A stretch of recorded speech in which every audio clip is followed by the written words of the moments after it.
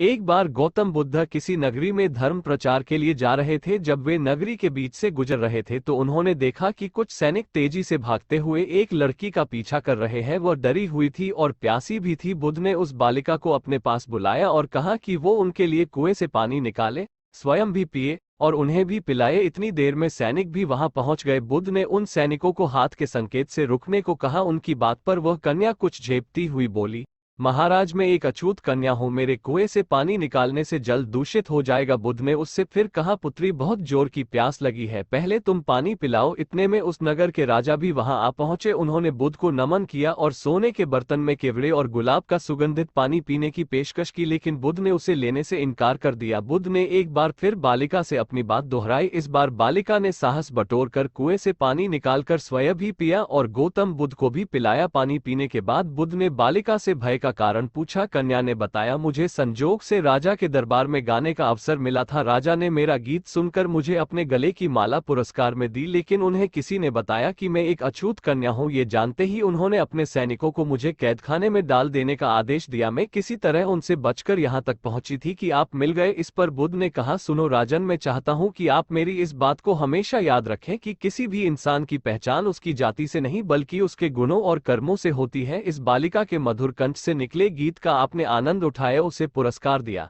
जिसके कार्य इतने अच्छे हैं वह अछूत हो ही नहीं सकती। यहाँ पर नीची सोच और छोटे कार्य करके अछूत होने का परिचय तो आपने दिया है, इसलिए मेरी नजरों में ये कन्या नहीं बल्कि आप अछूत हैं। अब राजा बुद्ध के सामने शर्मिंदा होने के अलावा कर भी क्या सकते थे। उन्होंने बुद्ध से क्षमा मांगी और वहां से चले गए। तो दोस्तों, इस कहानी की शिक्षा यही है कि कोई भी इंसान अपने कार्यों और विचारों से बड़ा बनता है, अपने धर्म या जाति से नहीं।